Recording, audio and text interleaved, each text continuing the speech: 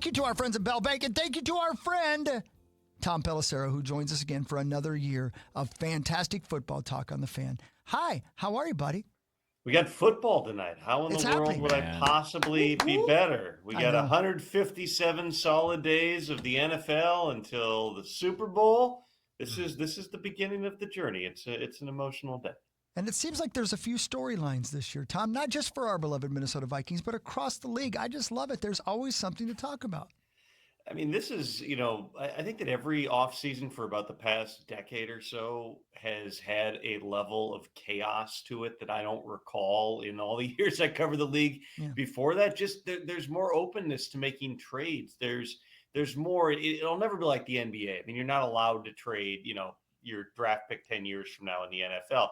But there are more teams taking those big swings and swapping out quarterbacks. And, the Micah Parsons situation is unique, but it's not the first time that's even happened. I mean, Khalil Mack, that was like 7 years ago that one happened, or 6-7 years ago. So I think that absolutely injects, part of the fun into this. It's kind of a pain, if I'm being completely honest with you, because it used to be, all right, you got past first wave of free agency, you got the draft, and then everybody's kind of chilling. Now you've got a handful of just totally wild, unresolved situations that seem to trickle into training camp here. But the best part about today for me is always all the way back to like February when people were making, or January, people were making coaching hires. And what's this going to look like? Is Caleb Williams with Ben Johnson? Is that going to be the answer? This draft pick, what about Cam Ward, Nash? It's like, now we'll finally actually see it and can stop talking completely in the hypothetical sense. There'll actually be, something in terms of evidence to support whatever it is you want to say.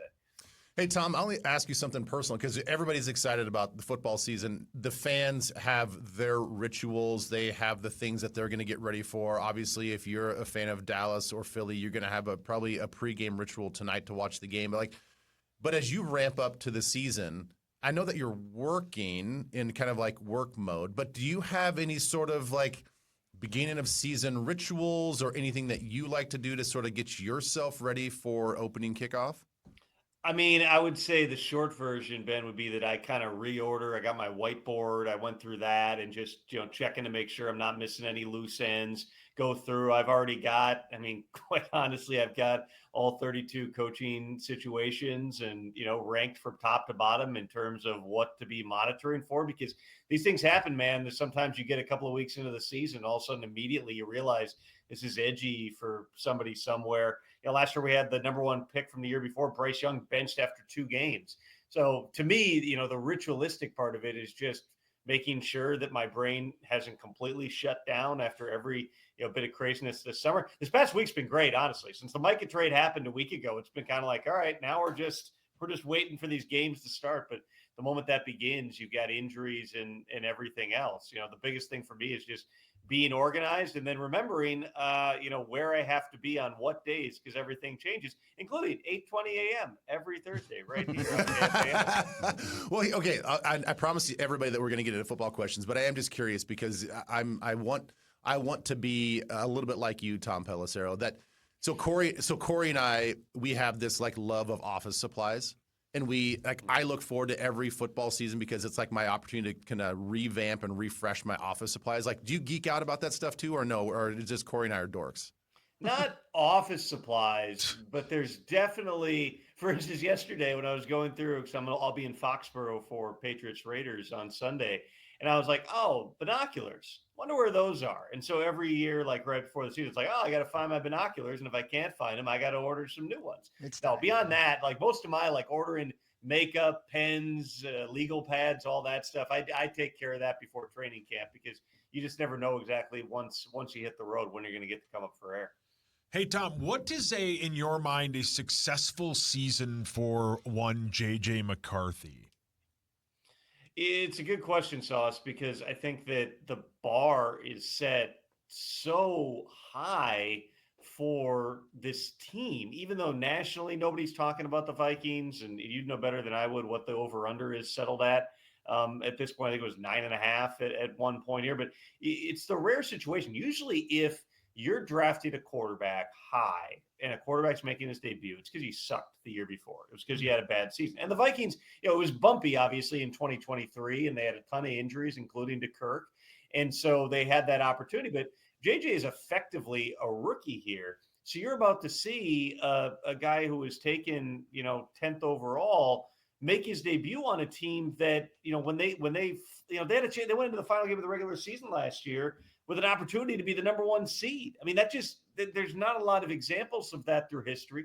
There are no examples of a first-round draft pick missing his entire rookie season as a quarterback because of injury and missing all those reps. And so within the building, I would anticipate that, there is some level of grace given in terms of, hey, this is going to be, there's going to be pitfalls into this. I was over there during the Vikings-Patriots joint practice a few weeks ago, and you talk to people, and, there's a lot of excitement about JJ because of how he's wired, because of how he is behind the scenes, because of how mature he is for his age, the leadership traits. Obviously, he can rip it. The day I was there, I saw people saying afterward it was the best day that they'd seen JJ have all at camp. That was my only exposure to it, and he absolutely looked like, like this dude could be a star in the league. But that's one training camp practice. There's an unknown when you get into games. What I would say is what the Vikings love about JJ is also what they need to be cautious with JJ, which is he is wired to make every play and make every throw. And there are times in the NFL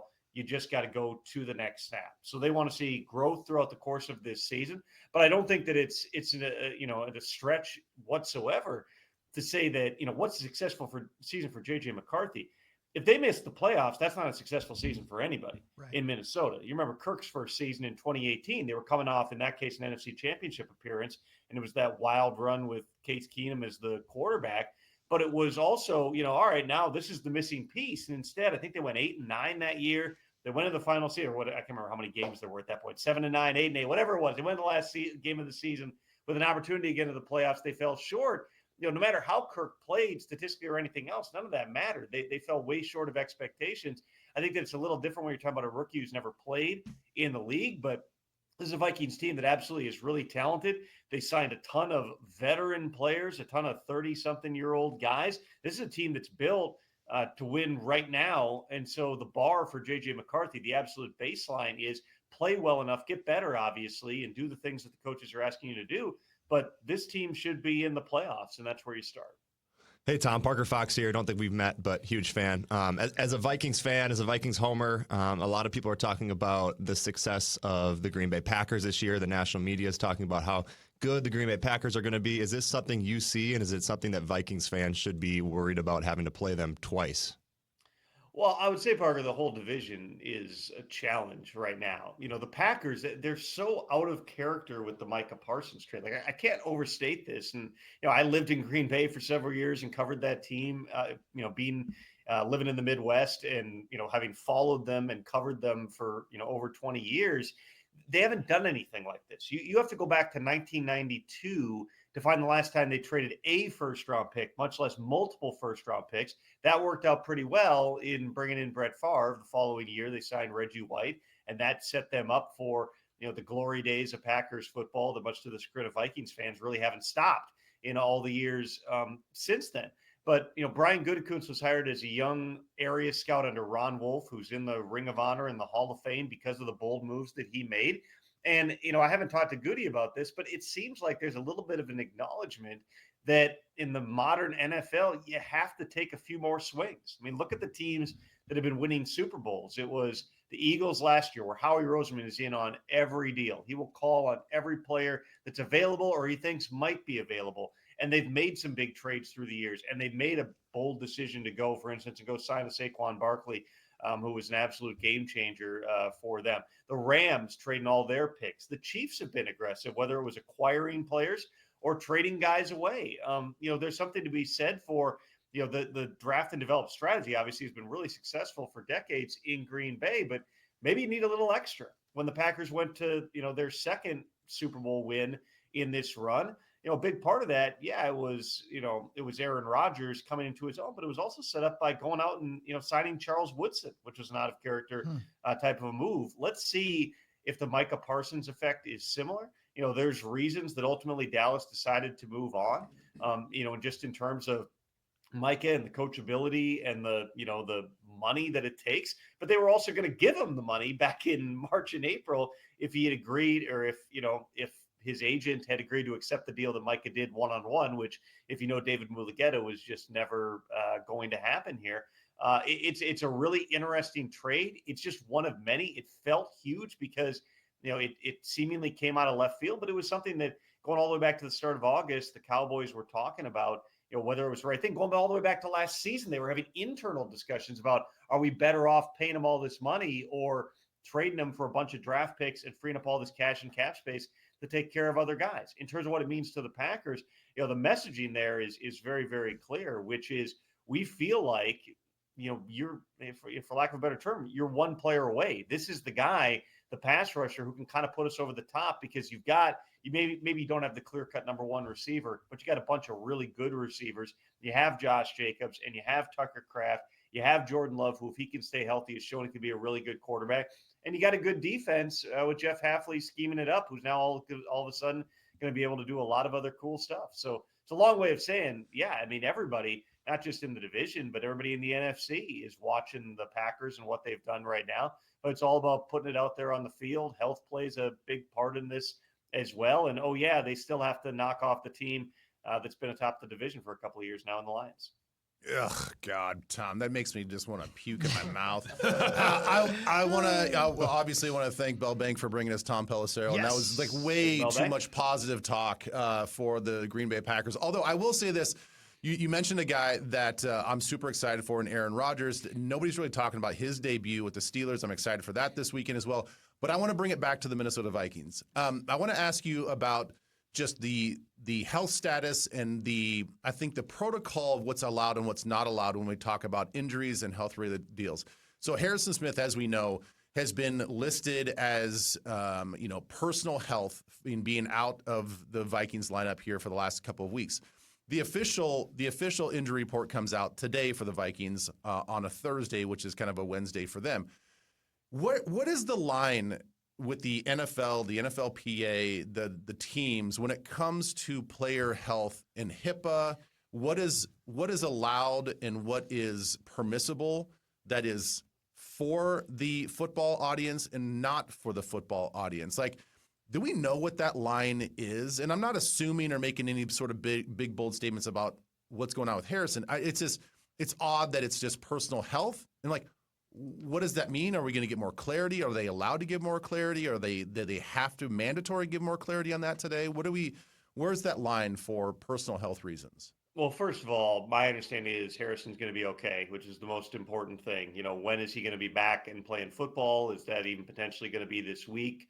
We'll see. You're right. The first injury report, if you're playing Monday night, comes out on Thursday. There's some latitude that's given on these things. You can't go full upper body, lower body. You have to state an extremity or a body part. But there have been times where teams have been sort of non-specific about exactly what it is. There are times where teams have been really specific about it. I think the one team last year, even, they had just signed a player, and on the injury report, it was DNP, just got here. That was the injury designation, just got here.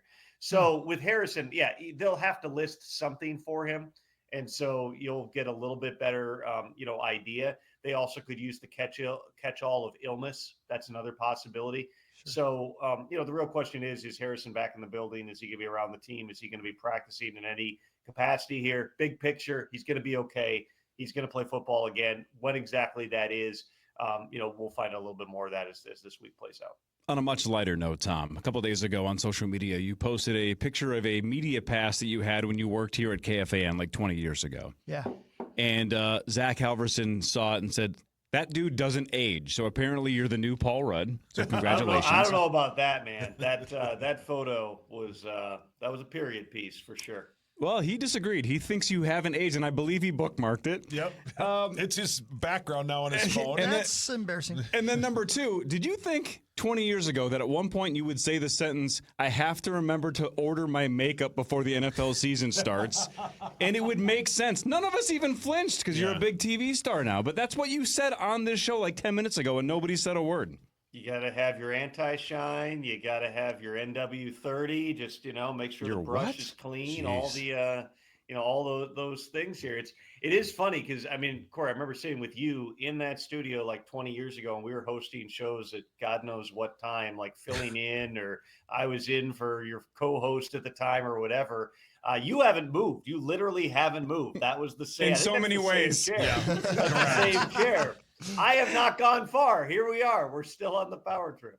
Yeah, and you and Lieber though can talk TV makeup because Ben, you've had to get used to this stuff too, right? Yeah, let me be honest. So when you said that, I heard that and I felt it. You felt it. I felt it because now listen, you're way more used to it than I am. But I'm year 3 into getting I'm on TV every weekday. I just had to reorder some MAC foundation, and I'm telling you right now, Damn it. I felt less than, and I'm like, what am I doing? I still What are you have betting? not. Are you an NW35, a 40? My gosh. What are you? No, I think it's just N4. I don't know what the W is. I'm still either. just a I have no rookie. idea. What a rookie. I'm just trying to match the complexion. And, I'm getting into the winter months, and so I'm going to lose a little bit of color. So I had to go lighter on the shade. Yeah. You guys got to quit caving to what women I want. already just put too much thought into it. loves this. Just be yourself. Quit caving to what the women want. Yeah, man, okay, they're be putting so you. much pressure on you The to be hardest- pretty. You've got to stop.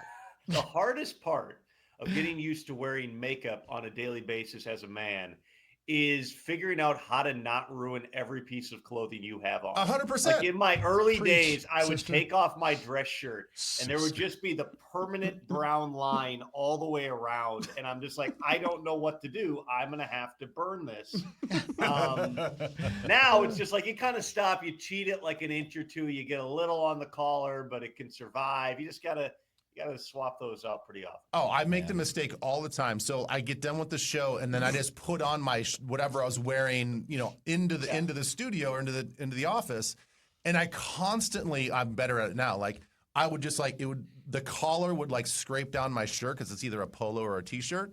And the first couple of times, my wife's like, "Do you not realize how much makeup you have on your shirt right now?" I go, "No, I don't think about it. I never thought about it." Oh my God. Yeah. No, By the way, makeup Tommy- wipes can handle it. Yeah. Tommy, not Tom Pelissero, Tom Pelissero, Tommy Olsen. Tommy, if you're listening, just Venmo me at Corey Cove $50 for the conversation that Lieber and Pelissero just had. You're welcome. One more silly football question before we let Tom go. And again, thanks to our friends at Bell Bank. I know you got to go in a second, Ben, but tell me one team nobody's talking about, Tom, that you think might be the one that shocks everybody this year. Is there one team in the NFL that people are expecting to just be average that might be great, or that people think is going to be bad that might be good? What's interesting is this time of year, Hawk, you can talk yourself into 25 different teams being good. Right. I feel like everybody, there's not a true shock team. I'll give you one. I think Seattle's got an opportunity to be good. And obviously really? Sam Darnold is there now. They've got a really interesting mix of guys. We had John Schneider on the Insiders last night on NFL Network, and he was talking about just it's cool kind of how those parts have fit together. Because think about their offseason. They trade DK Metcalf. They trade Geno Smith. They signed Darnold. They signed Cooper Kupp.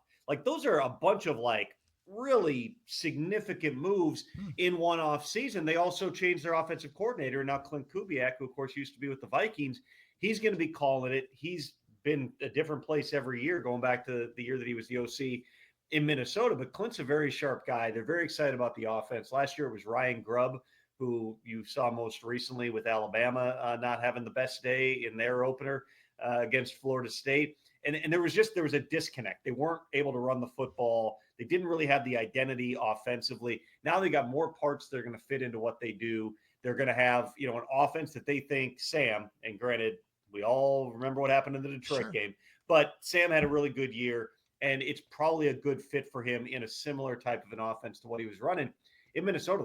They've got dudes, man. They've drafted well. They've built up the offensive line. They do have receiving threats between Kupp and Jackson Smith and Jigba. Defensively, they may not have a whole bunch of household names, and there could still be some moves that come here between now and the trade deadline, but they've got a bunch of really good players. And that's a division. Everybody's looking at the Rams. We still, Stafford's not on the injury report, so they're basically saying his back is fine. You just don't know, is it possible that he has a setback at some point? The 49ers, everybody, you just kind of assume every 3 years they have just a complete disaster year, but you just kind of assume they're going to be better. And then Arizona, a bunch of former Vikings guys out there as well. We don't totally know what they're going to be. There's obviously expectations and pressure on them to produce here. I would just say Seattle's a team that you don't hear about a whole lot. Part of it's they're in Seattle, and Schneider was killing us on that yesterday, how we never talk about that team. I'm talking about them right now. You are. I believe the Seahawks have the opportunity to be a team that everyone's like, oh, they're actually much more relevant than we were anticipating. Tom, thanks again for giving us another season, and thanks to Bell Bank for having you. But I got to back to the big screen on Tom real quick. If you're watching at KFan.com, please, if you would, go back over there, Zacho, KFan.com/watch. Do I see Warren Moon, Eric Dickerson, Adrian Peterson? Is that Lawrence Taylor? Not Adrian Peterson. That's Darren Nelson up there. That's is it really? Good eye. Oh, my gosh. Brian Bosworth, Phil Simms, and Jim Everett. Oh, okay. Those are the originals from the 1990s. Yeah, what was that called? Proline? What was it? Here's the photo. Here's the photo, by the way. I think I don't know how well you can see it. My gosh, dude! I think I've aged. I remember that kid. I do remember that kid. Yes, those are starting lineup guys from literally when I was in about the 4th grade, and now I've got kids older than that. It's look at weird, that. Weird moment. That's pretty By cool. the way, is that Funko Pop thing of you on that second? that's me. That's really you. That's sweet, dude. Did somebody make that for you, or did the company send it to you? I believe that was a Father's Day gift. Genius. My daughter Finley likes to come down and take off the hair without telling me, and so all of a sudden there will just be bald me back there on TV. It's a future, man. Look at it. Brilliant. This is how it's going to look That's right so here, good. Tom. Get ready for it. Tom, I think that part's holding on, baby. Yeah, Yeah, that looks Look at good, you, man. You looking got the good. flow going. Good for you, man. Dude, thanks again, man. You're the Yeah, man. best. Thank you, You dude. got it. See you next week. Have a fun Let's season. go back. Tom See you later. Pelissero. Fellas.